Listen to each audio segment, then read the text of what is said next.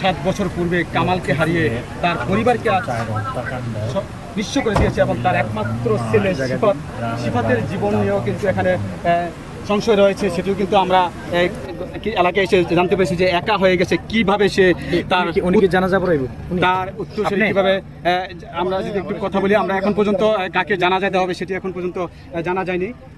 স্থানীয় কারোর সাক্ষাৎকার নিয়েছে সিদ্ধান্ত, আচ্ছা সিদ্ধান্ত, তবে আচ্ছা আমরা স্থানীয় এখানে একজনকে বাইক দেখতে পাচ্ছি। ভাই, যে আপনাদের গ্রামের এই করুণ একটা ঘটনা, এই সম্পর্কে আপনার একটু বক্তব্য যাচ্ছি। ধন্যবাদ কুমিল্লার ভাই এবং বিশু ভাইকে।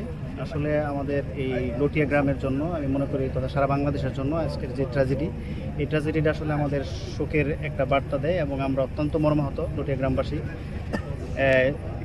একমাত্র জীবিত আছে সিফাত।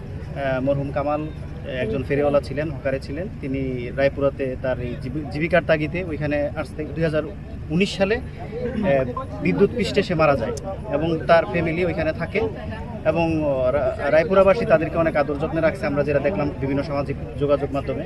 কিন্তু আসলে আমরা এটা কোনোভাবে মেনে নিতে পারছি না এবং আমরা চাই যারা এই হত্যাকাণ্ডের পিছনে আছে, আমরা জানি ঘটনাস্থলে একজনকে মারা হয়েছে, কিন্তু এরপরও যারা এই হত্যাকাণ্ডের সাথে জড়িত আছে এবং সুষ্ঠু তদন্তের মাধ্যমে বাংলাদেশ সরকার তথা আইন প্রশাসনের কাছে আমরা বিনীত অনুরোধ করি, যারা এই হত্যাকাণ্ডের সাথে জড়িত আছে তাদের জন্য দৃষ্টান্তমূলক একটা বিচার হয় এবং তাদেরকে বিচারের আওতায় আনা হয়।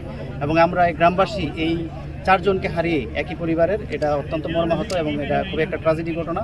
আমরা এই ধরনের ঘটনার আর পুনরাবৃত্তি সারা বাংলাদেশেও চাই না, তথা আমাদের গ্রামে ইতিপূর্বে এই ধরনের কোনো ঘটনা হয় নাই এবং এই ঘটনার সাক্ষী আমরা না। আমরা চাই সারা বাংলাদেশে এই নৃশংস হত্যাকাণ্ড যেন না হয়। ধন্যবাদ আপনাদেরকে। পরেও কিন্তু সে ওইখানে বসবাস করতে হয়েছে, এই ব্যাপারে কি আপনাদের কোনো মতামত আছে? এখন যেহেতু তার ব্যাপারে কি সিদ্ধান্ত নিতে চাচ্ছেন? এখন যেহেতু এই পরিস্থিতিতে এখন যেহেতু মাত্র এই ঘটনা ঘটছে, তার বাচ্চা চারা আছে, আশা করি তারা একটা সঠিক সিদ্ধান্ত নেবেন। এবং আপনাদের গ্রামবাসী হিসাবে কি দায়িত্ব আছে আপনাদের? গ্রামবাসী হিসাবে যাতে আমরা চাইবো যে সিফাতের দায়িত্ব তারা নেক এবং সিফাত যাতে ভবিষ্যৎ তার জীবনে যাতে আর এই ধরনের কোনো ইয়া না হয়, তাকে সেভ করার জন্য তার পরিবার তার পাশে থাকবে, আমি সে আশা করি আর কি। এবং আমরা গ্রামবাসীও তাকে সর্বোচ্চ সাপোর্ট দেবো। আর সিফাত যেহেতু এতিম হয়ে গেছে, তার পিছনে আশা করি আমরা এই গ্রামবাসী সবাই সর্বোচ্চভাবে চেষ্টা করবো ইনশাআল্লাহ। ধন্যবাদ আপনাকে। সাথে কথা বলছি, আপনারা ইতিপূর্বে এই গ্রামে কি কখনো 4টি লাশের জানাজা বা 4টি লাশের উপস্থিতি একসাথে দেখেছেন? না ভাই। এই ঘটনায় আপনাদের হৃদয়ে কেমন কষ্ট সৃষ্টি হচ্ছে আমরা একটু জানতে চাচ্ছি। আমরা করতে পারবো, দেশের করতে পারবো প্রচুর ভাই, প্রচুর ব্যথা। এমন জীবন আর কোনো দিন হয় নাই। আসবন তো এক জানাজা 2 জন দেখি নাই, আসবন তো আজকে একসাথে ভাই 4 জানাজা, কোনো কি মানুষের ব্যক্তি মানে নিব? আসলে এই গ্রাম। আসসালামু আলাইকুম। এখন আমরা আপনাদেরকে জায়গাকে দেখাচ্ছি সাবেক উপজেলা পরিষদের চেয়ারম্যান অ্যাডভোকেট আজিজুর রহমান মোল্লা এবং হোমনা উপজেলা বিএনপির একদম সিনিয়র একজন রাজনীতিবিদ এবং কুমিল্লা উত্তরের সাবেক সাধারণ সম্পাদক যিনি আছেন। আমি একটু মোল্লা সাহেব, ইতিপূর্বে কি 4টি কবর কখনো দেখেছেন এই গ্রামে? না, এই গ্রামে আমার ইতিহাসের 4টি কবর দেখে নেই, তবে গাগুটিয়াতে আমরা 3টি কবর দেখেছিলাম এবং যেদিন আমি বলেছিলাম যে আকাশ সাক্ষী দিবে, বাতাস সাক্ষী দিবে, সে এরপরে দিনে আমার সে আসামি দৌড়া পড়েছে এবং এখনো সে আসামি জালে আছে। তাহলে এই বিষয়ে যদি একটু উল্লেখ করতে চাই, তাহলে ঘাগটিয়ার পরে কিন্তু হোমনায় মণিপুরে একটি ঘটনা এখন পর্যন্ত এটা সুরাহা হয়নি, এই বিষয়ে আপনাদের? এটা নিয়ে আমরা এখনো চেষ্টা চলছে, বিভিন্ন ডিপার্টমেন্টকে দায়িত্ব দেওয়া হয়েছে। এটা এমন এক গোপন ঘটনা যেটা হয়তো খুব তাড়াতাড়ি আমরা ধন্যবাদ ধন্যবাদ আপনাকে। একসাথে 4টি কবর আমরা দেখাচ্ছি। ইতিপূর্বে এই গ্রামের মানুষ একসাথে 4টি কবর দেখেনি।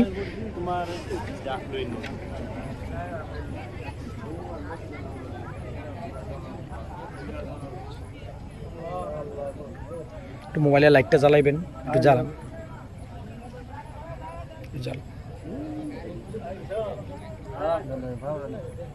যান ওদিকে যান একটু।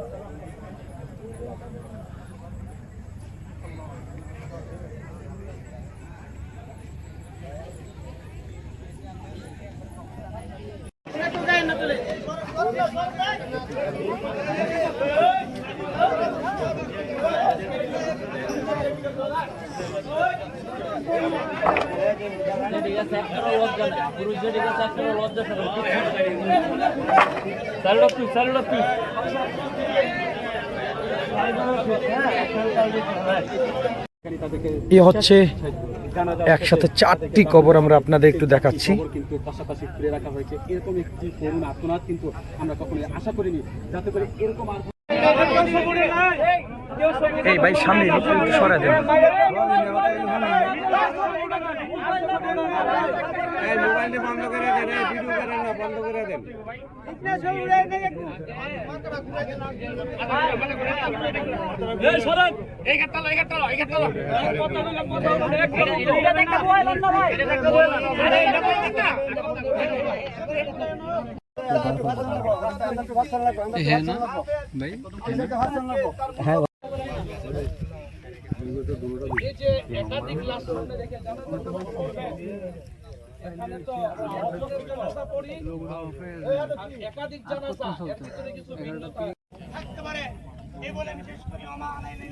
সম্মানিত উপস্থিতি, এই সম্পর্কে মাইয়াতকে কেন্দ্র